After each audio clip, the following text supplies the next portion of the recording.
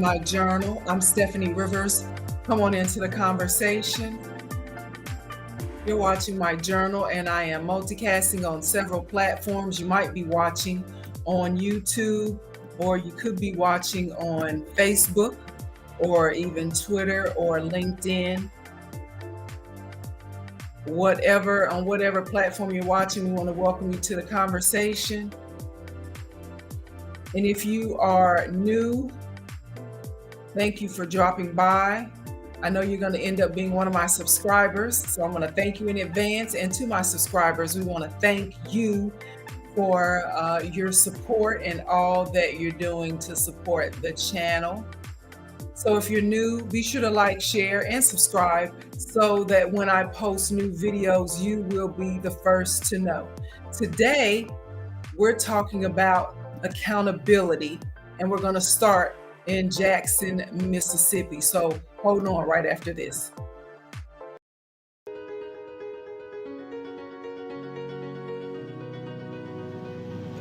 Hi, I'm Steffanie Rivers, and I want justice. The police officers involved showed reckless disregard.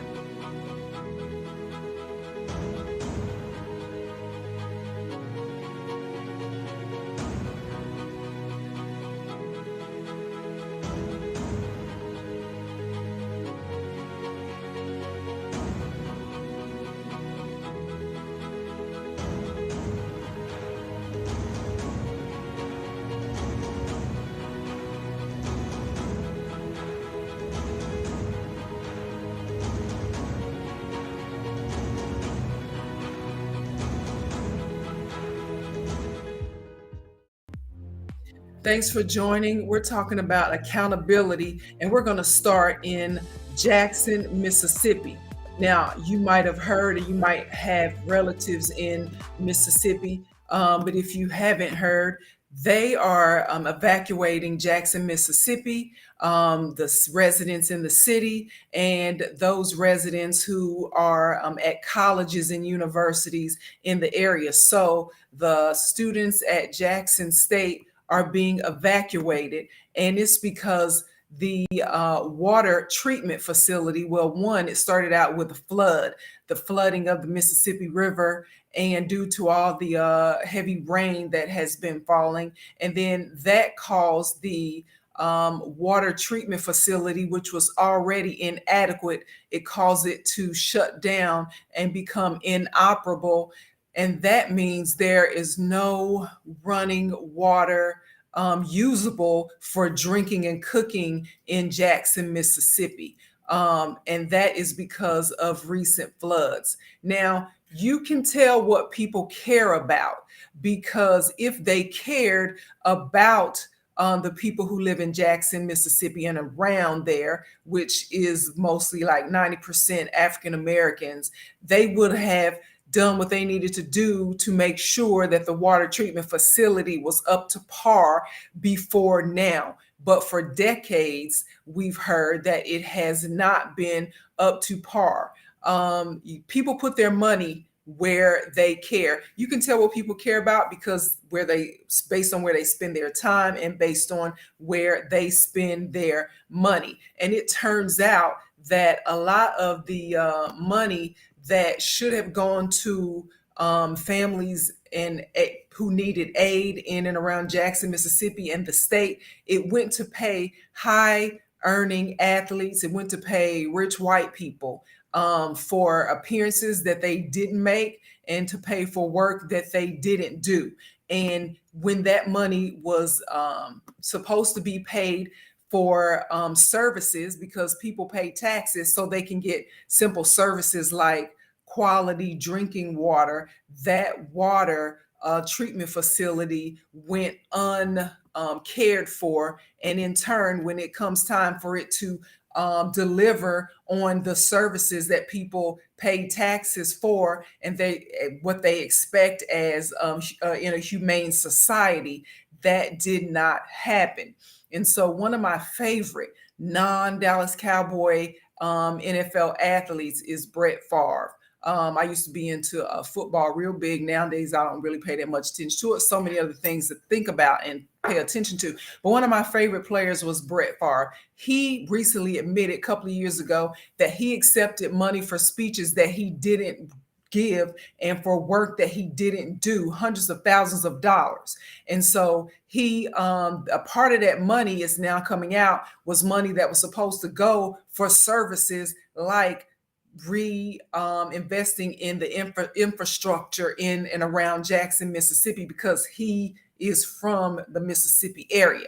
So instead of advocating for the people, he's accepting funds from the state for stuff that he didn't do, and he's agreed to pay the money back. But that doesn't erase the fact that you got people taking money for services and for fees and that they know that they didn't do, and seeing the poverty and seeing the issues around them that need to be addressed. No accountability.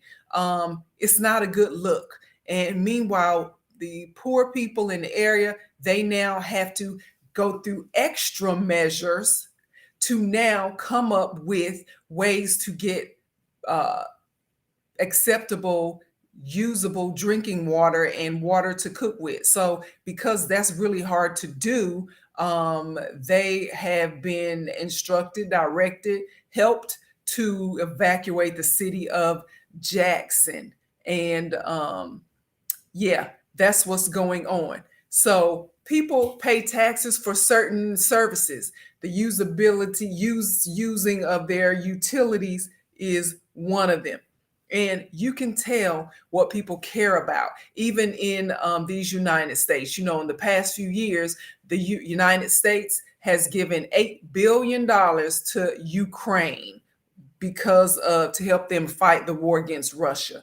The United States has given $33 billion to Israel for fighting and for helping them to become the people, the services, the military power, helping them to build their infrastructure. But when it comes to helping Mississippi, the state down the street, they tell you just don't drink the water. So we already know. And that's why I'm asking, which I really said it, you know, we say Black Lives Matter, and I agree, and I know that they matter. But the question is, who do they matter to?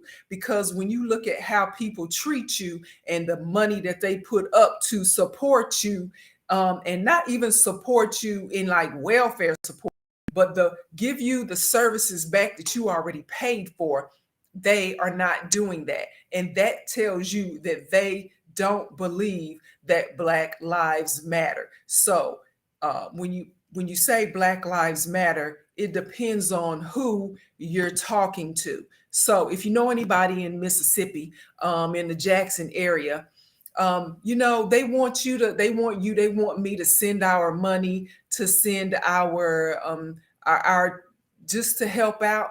But I have a hard time picking up the slack for a government that has millions of dollars of taxpayer money that they were supposed to use.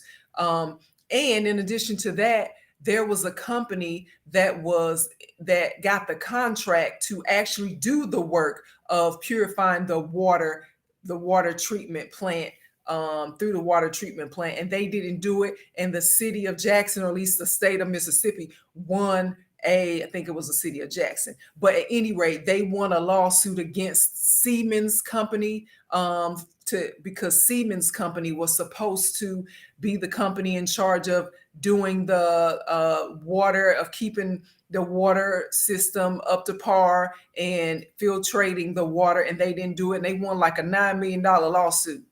So where did that money go? Did y'all just took the money and just sat it down somewhere, or took the money and gave it to people like Brett Favre? I just don't understand. So I could ask you to give your money and to go buy some water and go send it to Mississippi or Jackson, but I think a better use of your time, at least I think of my time, is to ask, where is the $9 million that y'all got from the lawsuit from Siemens? Where is the money, the taxpayer money that people have been paying? So once we get answers to that, then that will help people to better feel better about lifting a helping hand. So that's why that's why we're talking about accountability today. And here's where we're moving to next. There's another Black man that has been murdered by cops while serving a warrant, and it happened in Columbus, Ohio, just a few days ago. His name is Donovan Lewis. He was 20 years old, and you probably have seen the video, the cop cam video of them bursting in to, opening his bedroom door. They didn't really even burst in that I could tell. I don't think there was audio on the video that we saw, but at any rate, the 30-year veteran who shot Donovan Lewis his name is Ricky Anderson, 30 years as a police officer at Columbus Police Department in Columbus, Ohio. Police released that video that showed the killer cop Anderson shooting Lewis within 2 seconds, after he and other cops opened Lewis's bedroom door. Now, mind you, this was around 2 a.m. and most people, I would say, at 2 a.m. are asleep. Okay. And so, it begs to question, of course, police want to know, are you armed and all of that. But based on the video that we saw, it looked like Donovan Lewis was asleep and he was waking up because somebody was coming into his bedroom with flashlights in his eyes. Okay. And then he shot him within 2 seconds. So some people might say, well, that's, long enough for you to determine if he had a weapon. It was determined that he did not have a weapon. Okay. So that was too fast then. If you can't 2 seconds determine if somebody has a weapon and you shoot them and they don't have a weapon, then you didn't wait long enough because you didn't see long enough. And so this is another incident that now people are up in arms about. And I just don't know what to say at this point, except, why are there no white people who get shot by cops? Are there any unarmed white people who get shot by cops? If you have a video of unarmed white people getting shot by the cops, send me that link, because I would like to see it, just so I could, and a lot of us could, stop saying that it's a racist issue, because there's no other explanation for it when no unarmed white people get shot, but all the unarmed people who get shot are Black people. That says it's a racist issue. And that's why we're saying that. So if you have a link to show me that there are some unarmed white people who get shot, go ahead and send that to me. And while you are doing that, be sure to like, share, and subscribe so that when I post new videos, you'll be the first to know. Now, Donovan Lewis is the third unarmed Black man in 2 years in Columbus to get shot and killed by a law enforcement officer. Remember, Andre Hill, he was minding his own business at a friend's house. It was dark.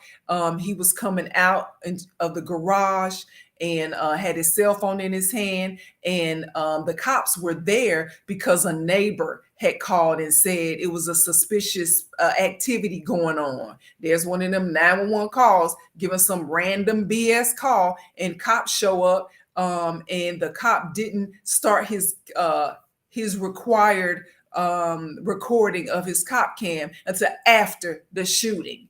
And so that's one of the reasons he got fired and was charged with murder of Andre Hill. His trial is supposed to start in December. And then there was Casey Gooding Jr. He was walking into his grandma's house with a Subway sandwich that a sheriff's deputy claimed was a weapon.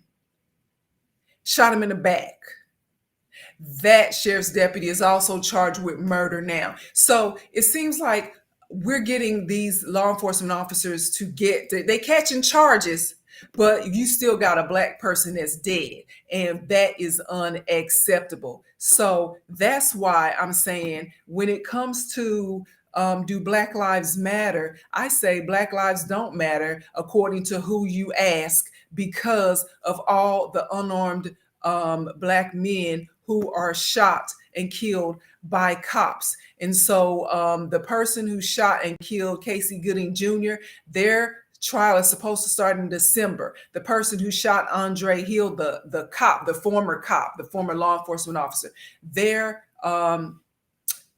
trial is supposed to start in November. But it was originally, both of them originally were supposed to start earlier this year, but they keep moving stuff around because one of them had surgery, had a hip replacement. The other one is doing something else. They keep moving the goalposts.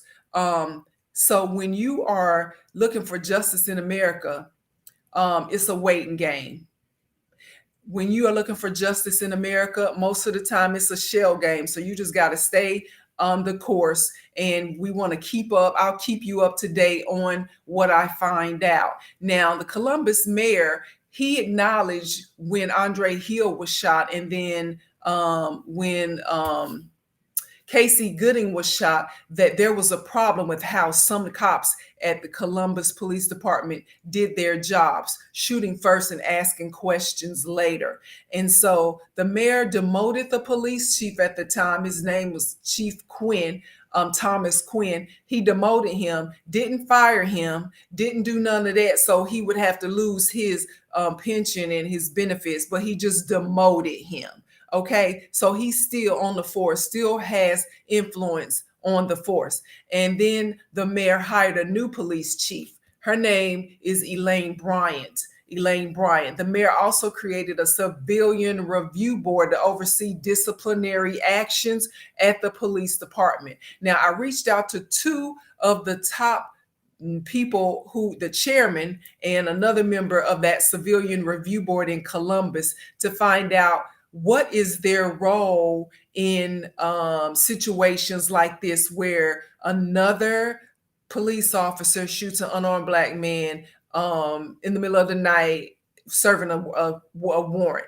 And I didn't hear back from them, maybe because it's a holiday weekend.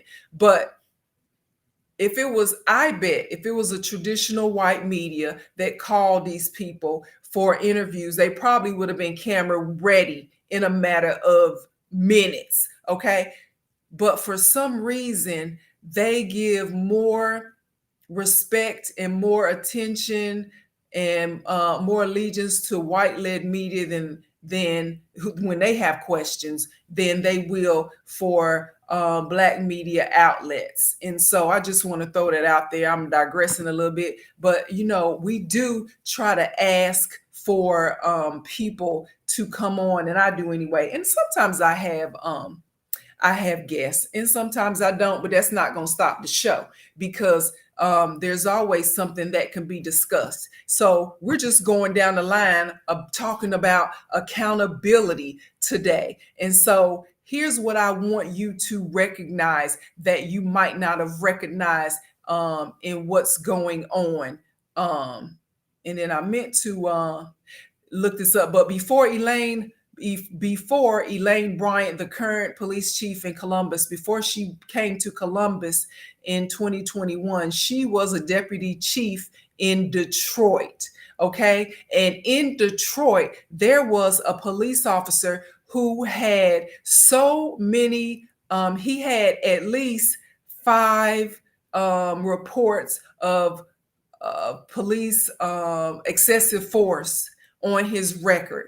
He had so many issues going on with him. People were calling and writing reports, civilians, about how he did them and how unprofessional he was. Yet Elaine Bryant found the need to protect this bully cop from losing his job, when everything that he did said that he would have been justified in losing his job. Made me think he got some on her and the other people that also were his superiors, because he was that protected. And so why would the mayor of Columbus think that somebody like Elaine Bryant, who kept a dirty house in Detroit Police Department and allowed a dirty cop to stay there would then do better in Columbus. I don't know why they would think that, but there she was. So then she ends up in Columbus. She still is, she's supposed to be the supervisor or the superior officer to the former police chief who had to step down and become her assistant. And can you imagine that he probably still has control, still has allegiance by a lot of the police officers in that police department? And here's this Black woman coming in, and that probably nothing is going to change. And from the indication of this, the third shooting of an unarmed Black man in 2 years by somebody in the department, I would say that nothing has changed, and it might be even getting worse. Okay, so it's a merry-go-round of police department police chiefs. And I say it's a merry-go-round because Elaine Bryant was in Detroit, then she goes to Columbus. Now you have the former police chief in Atlanta at the police department. She resigned her position in Atlanta after Rayshard Brooks got shot in the back at the Wendy's, remember, during the 2020 protest time, and all the other things that were going on. He got shot in the back. They dismissed the police officer, but he most recently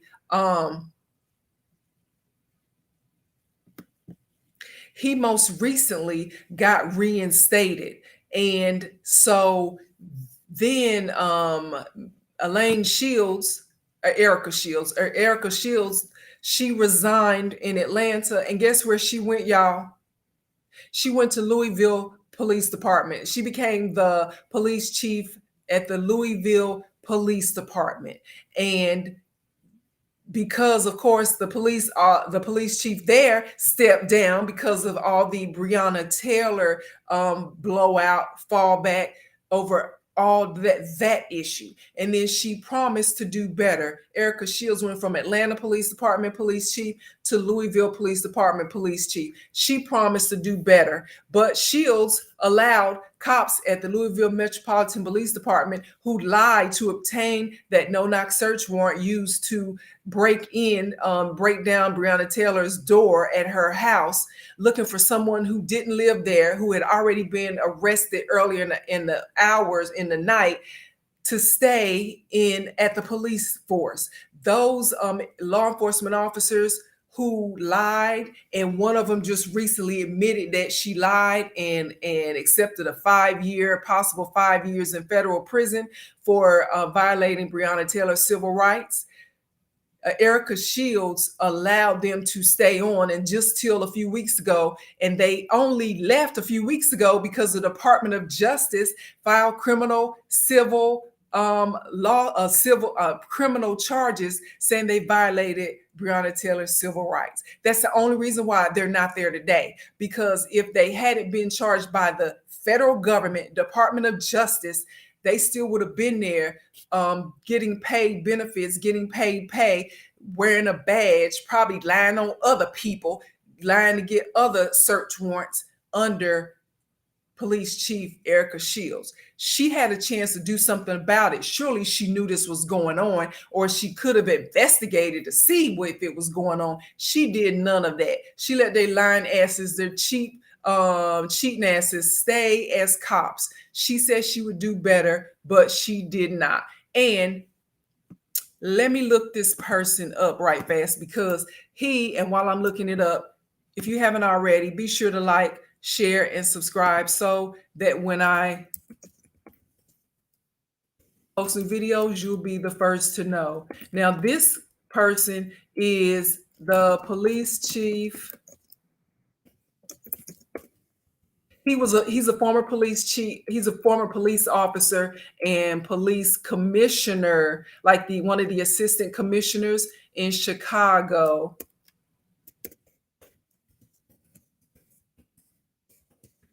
And I forgot to get his name, but I'm about to get it for you right now.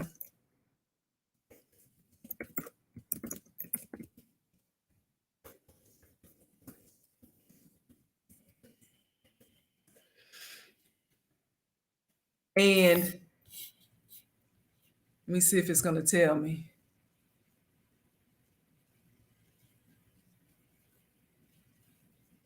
And I apologize for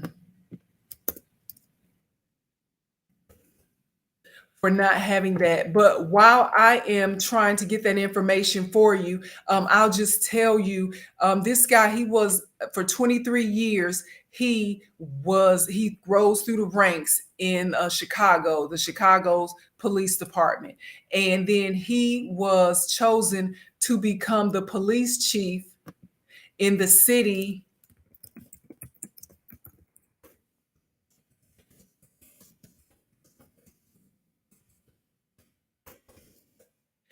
He chose to become a police chief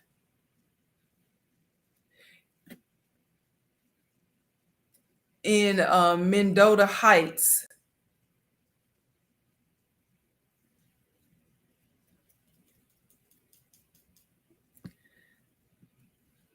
where Patrick Loyola was shot and killed by a cop.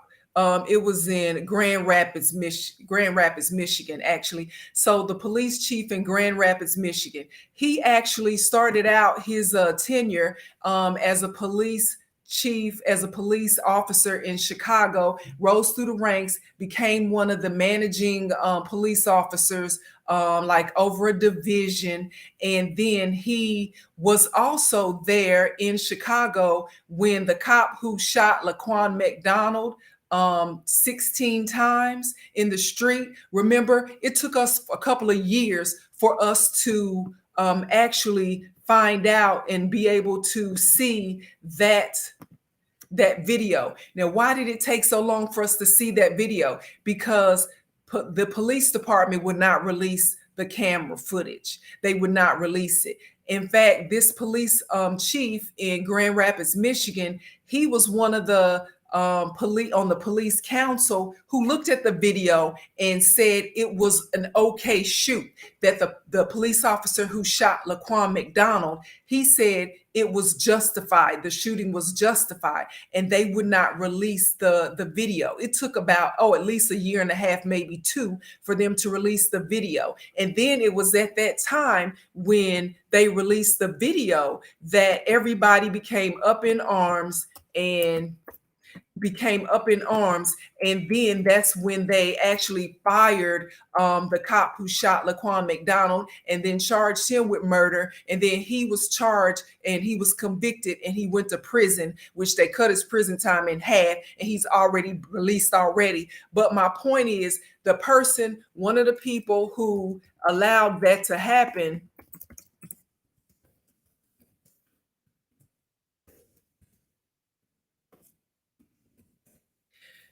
is trying to get his name.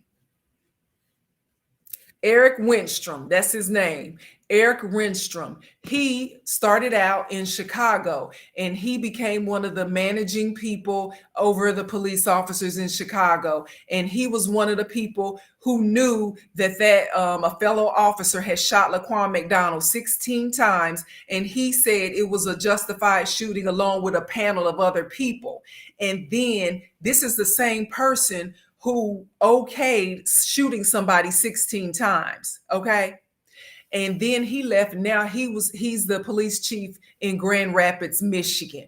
So it's like a round table, a merry-go-round of these bully, dirty cops who allow other people to be dirty cops. If they ain't dirty, but you don't tell on the dirty ones, or you don't confront the dirty ones, you just as dirty. Okay, especially when you got lives at stake, when you got people out here killing people. So that's why I say, do Black Lives matter? Because depending on who you ask, they don't matter to some people. So Eric Renstrom is now the police chief in Grand Rapids, Michigan, and it was on his watch that Patrick Loyola was stopped at that traffic stop and ended up getting into an altercation with that cop who shot him and killed him. And that cop, it was said, I think he is now charged. So they know now that we're not going to stand for you to just shoot people and they don't be held accountable. But at the same time, can we take it a few steps back and just quit shooting people, unarmed people, quit shooting first and asking questions later? It just makes no sense. So it is like a round robin. It's a merry-go-round. And so these bully cops are just switching departments. So that's why nothing ever changes. You will have politicians that are in charge. They'll give you the impression that they want fairness and justice for all, but then they hire people who have questionable histories about delivering fairness and justice for all. It just makes no sense unless you realize they really don't think Black Lives Matter. And so it makes perfect sense if you come to that conclusion. Case in point is Justine Jones, and I'm ending with her. This is Justine Jones. If you didn't know, she is the former Kinley, North Carolina town manager, or she might still be on the job, but on her way out. Now, why is she on her way out? Well, you see, she's a Black female, and she was the city manager, the town manager in Kinley, North Carolina, and that's where the police chief and 2 other police officers resigned recently in protest, claiming that Jones created a toxic work environment and that she had only been on the job 3 months. So she just started earlier this summer. Okay. The town council conducted an investigation into those allegations because the police chief quit. 2 police officers quit. I think there was another city resident, a city employee who quit. So it was there, and Miss Jones has only been on the job about a couple of months. So of course they got to do an investigation. But guess what they found out? They found out that there was no evidence of wrongdoing on Miss Jones's part. They found out that all she tried to do was create more accountability at the police department and among the staff. But in a 3-2 decision, the town council voted to terminate Miss Jones' contract because she was still within her 6 months probationary period. So you know that when you start a job and you have a contract, they'll tell you often, I don't care if you're working at the grocery store, you working trash duty, if you are the manager over a bunch of people, they say it's a 6-month probationary period.